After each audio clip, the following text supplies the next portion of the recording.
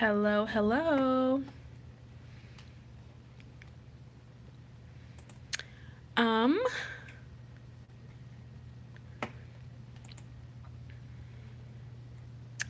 so,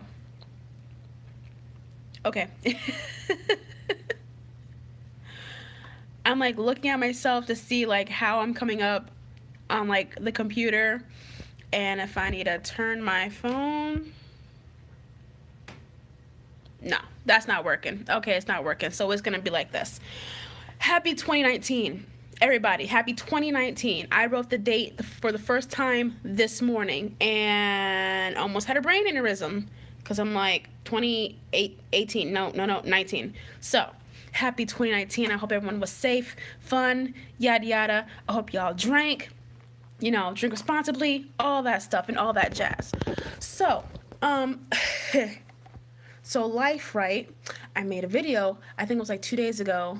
I was sitting in my car saying, I think I was kind of like saying how I had something big going on today. Anyway, yeah, I'm hella tired. I had a busy day today. My day is done. My pajamas are on because I have to go back to work tonight. Okay? So last night I went into work 11 to 7. Um, 7 o'clock rolled around and no one was there to come and fill in for my spot.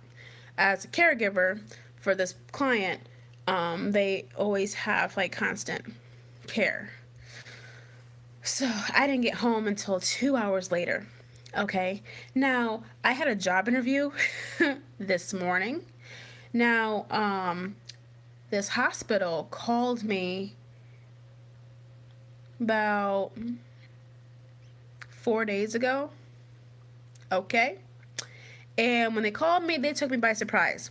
They literally took me by surprise. I saw the caller ID on my phone. I'm thinking it's a call from my husband. Nope, it's for me. They're like, hey, we're at this hospital. We want you to come in. We saw that you filled out this application for this position. Keep in mind, I have sent out so many resumes to so many hospitals that when they said the job title, I couldn't remember which one it was. So I just said, okay, fuck it, let's do this, okay? So, I'm like excited and I'm geeked and I'm happy. So I look up what I applied for, and it's okay. It's telemetry technician, which basically means I am on the cardiac unit.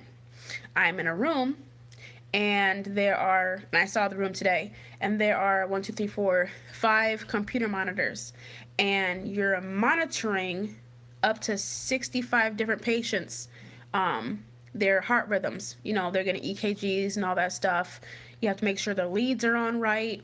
If a lead comes off, or if someone is, experiencing a heart attack or a stroke, it's going to show up on the monitor. I make a phone call to a nurse. Yeah, you need to get to room, 205, let's go. And it's, take away from there. So when I get there, I'm early. Then I get a phone call saying that the person that's going to interview me is running late. I am not stressing because I am already there. Okay?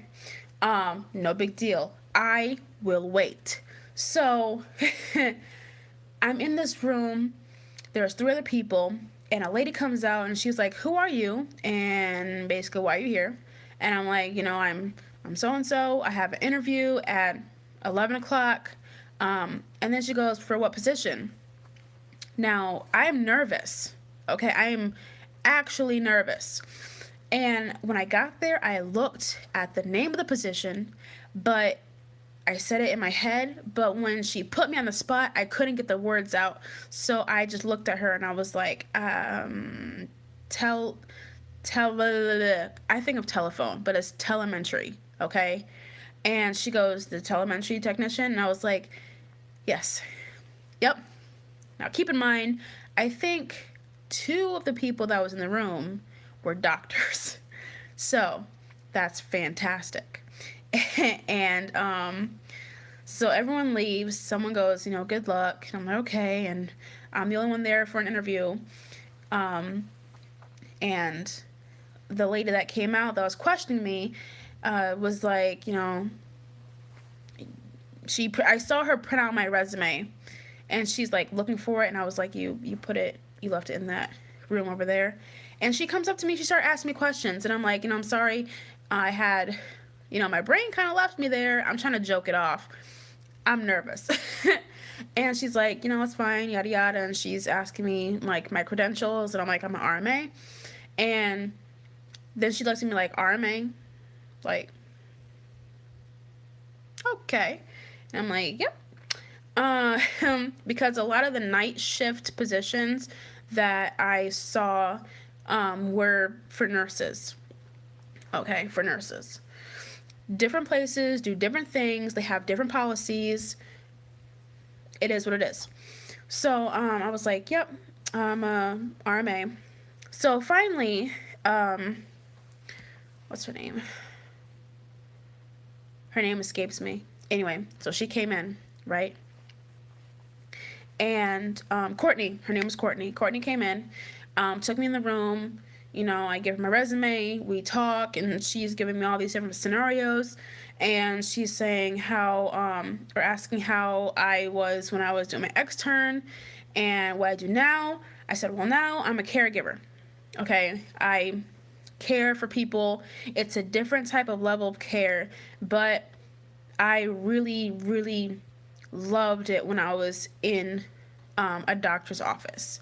Now, for me personally, okay, when I'm in the doctor's office, when I'm wearing my scrubs, my watch, my stethoscope, my badge, it don't feel like work to me.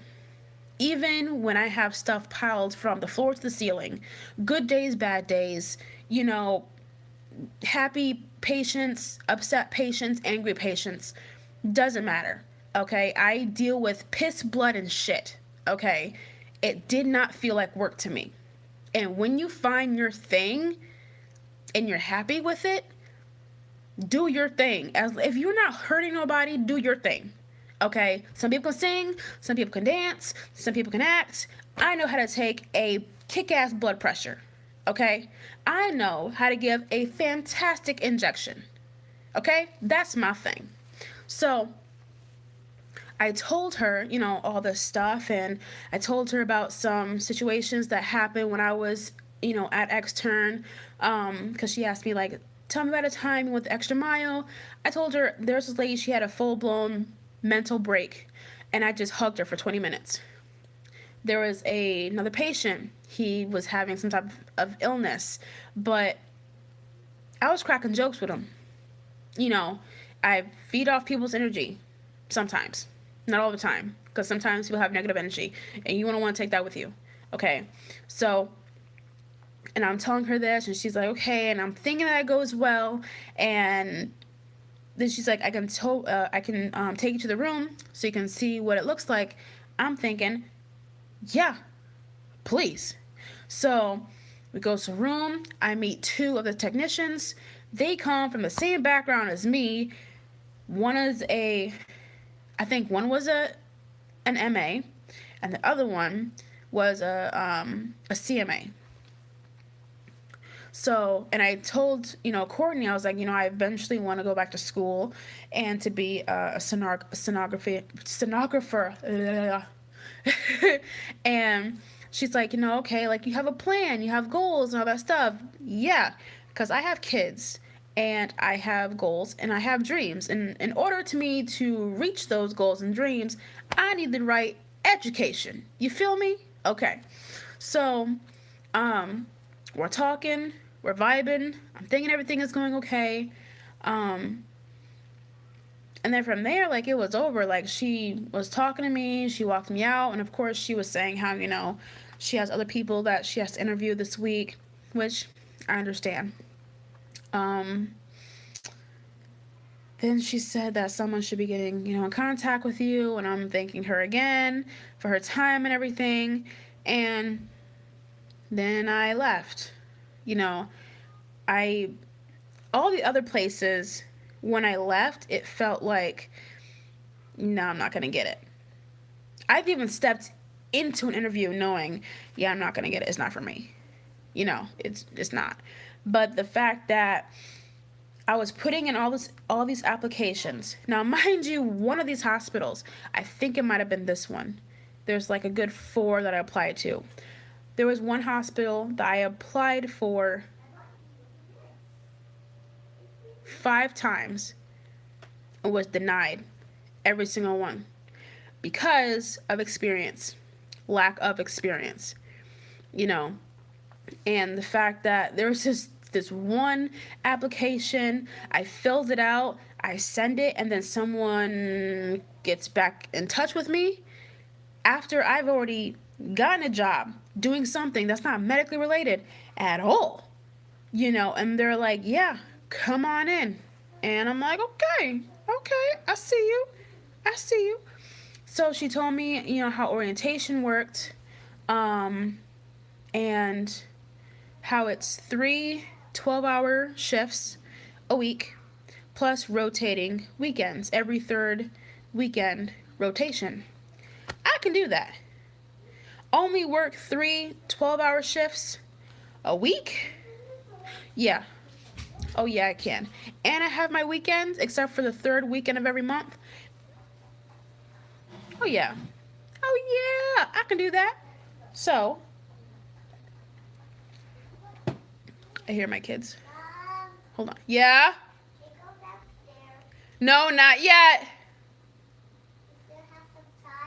Yep, you still have time up there. So, yeah, so I don't know what's gonna happen. I didn't tell my other job. You know, I'm just waiting to see what happens. And if I don't get a call back by Friday, maybe even Monday, I'll give them a call back just to see, just to touch base, because damn it, that's how I got this job. I went to the interview, I had the phone interview, I had the one-on-one interview, and then that was it. And then I called them back for a follow-up, and then that's when they were like, oh yeah, come on in and get your information packet and yada yada yada. And then I started 2 days later, you know. So and I had my little note cards, because I always carry those with me. Not note cards, but thank you cards. Whenever I have a interview, I always write a thank you card, and then put it on their desk, or give it to someone to give to them. But since we were literally walking around, and she walked me to the door, you know what I mean? I'll just give them a call back. But that is what happened to me this morning. And it's a gloomy day. It's a lazy day. I got out of that interview, I went and I got me some Chinese food because the girl was starving. Came back here, took off those clothes, put on some comfy clothes, and I'm lounging until I have to go back to work tonight. Yeah, because your girl's tired. Okay, I'm tired. But that's okay. It's not the first or last time I'm going to be tired. So, with that being said, I'm going to get going. And thanks for watching. By the way, new subscribers, I see you. Thank you. If you're new to my channel, hit that subscribe button down below. And you can also hit the notification bell while you're at it. That way you get an automatic notification every single time this face hits your screen. So, that being said, enjoy your 2019, and I'll see y'all on my next one. Bye!